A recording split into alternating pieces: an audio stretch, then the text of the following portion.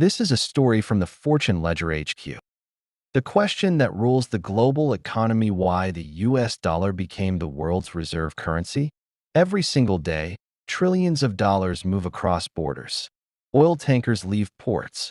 Debt contracts are signed. Governments borrow. Corporations trade. And behind almost all of it stands one currency. Not gold, not the euro, not the British pound, the US dollar.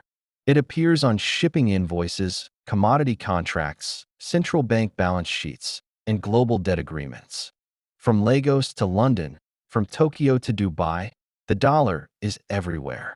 Yet this dominance raises a question so fundamental it almost feels uncomfortable. Why does the world trust one country's money more than its own? Why do central banks in Africa, Asia, Europe, and the Middle East hold trillions of US dollars as reserves? Why are oil, wheat, copper, and soybeans priced in dollars instead of local currencies?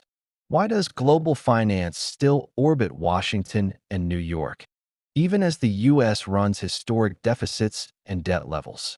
The answer is not simple. It is not accidental, and it was never guaranteed. The dollar did not become the world's reserve currency because it was perfect. It became dominant because history, power, war, trust, and system design aligned in its favor. To understand why the dollar rules today, we must first understand the world before it did. Before the dollar, when Britain ruled the financial world. For over a century, the global reserve currency was not American. It was British. During the 19th and early 20th centuries, the British pound sterling was the backbone of global trade. London was the financial capital of the world. British banks financed commerce across continents. British insurance companies underwrote shipping. British courts enforced contracts. Why did the pound dominate? Britain was the world's largest economy. It controlled the largest empire in human history. Its navy protected global trade routes. Its currency was tied to gold.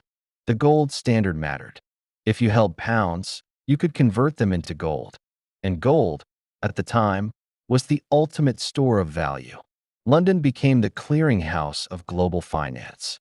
Trade between Asia and Africa often passed through British banks, even when Britain wasn't involved in the transaction itself. But empires carry a hidden weakness. They rely on stability. And once that stability breaks, decline begins. For Britain, the break came through war. While Britain ruled finance, America was quietly building something more powerful: industry.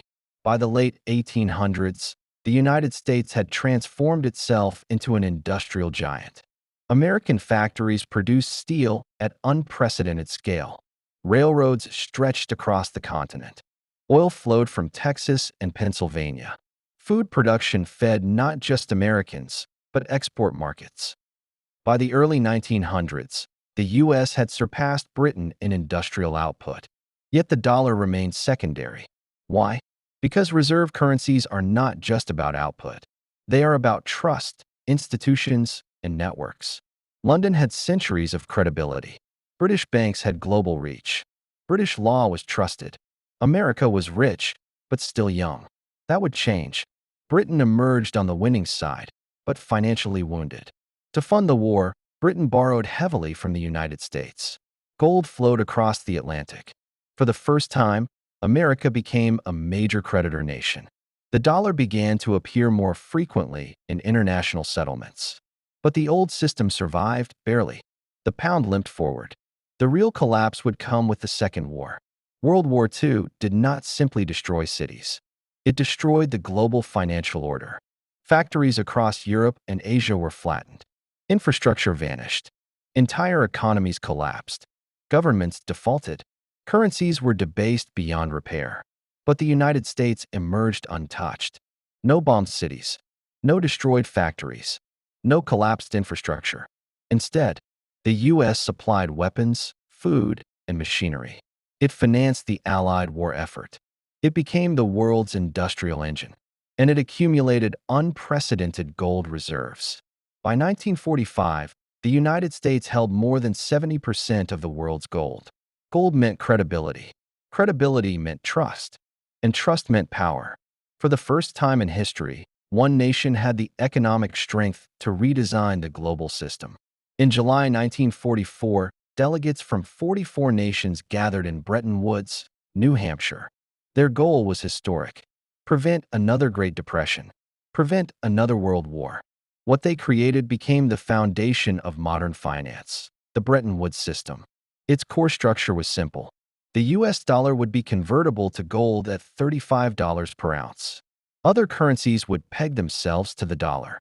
The IMF would stabilize currencies. The World Bank would fund reconstruction. For the first time in history, the world ran on a single monetary anchor, the US dollar. Why did nations accept this? Because America had everything others lacked: gold, industrial capacity, political stability, military power. The dollar was no longer just a currency. It became the architecture of global trade. Reserve currencies are not chosen by law. They are chosen by trust. The world trusted the dollar because the US honored its debts. Courts enforced contracts. Property rights were protected. Capital could move freely. Institutions were stable.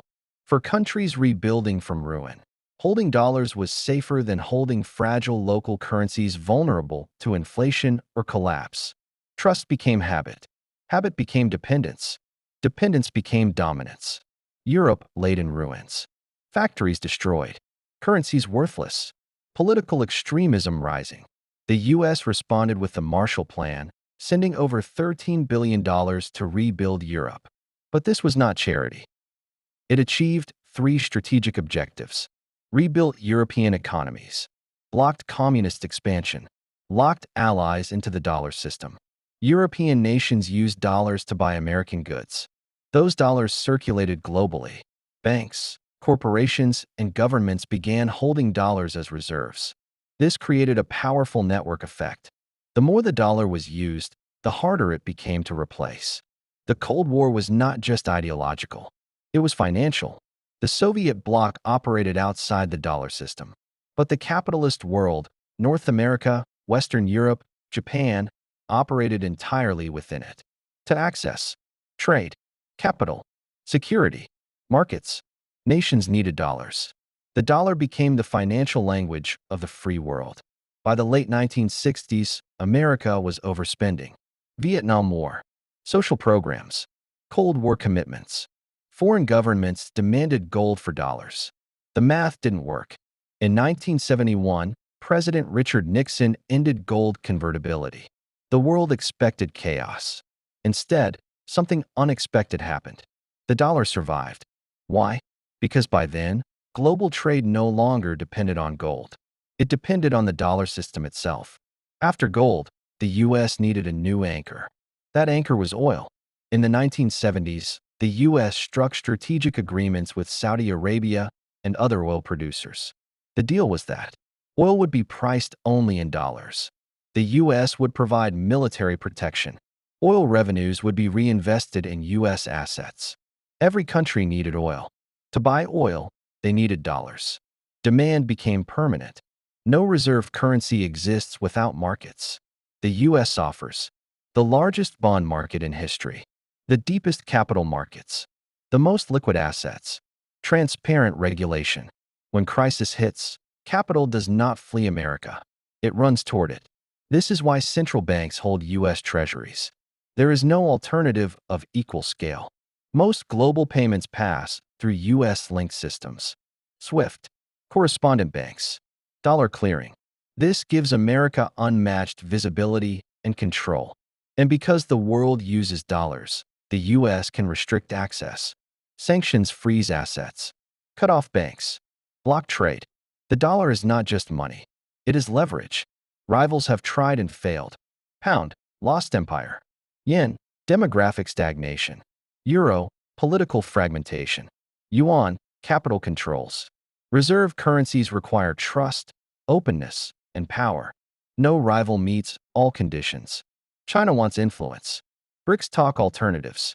But replacing the dollar means replacing US markets, US law, US security. That is far harder than printing a new currency. Challenges exist: debt, politics, technology, But history shows reserve currencies fade slowly. There is no successor ready. The dollar dominates because America won the 20th century. It rebuilt the world. It secured global trade. It built systems others rely on. Reserve currencies are not chosen. They are inherited by power. And for now, the US dollar still holds the crown. Empires do not fall when they are weak. They fall when belief disappears. And for now, the world still believes in the dollar. If you want more stories about money and power, subscribe to the Fortune Ledger HQ.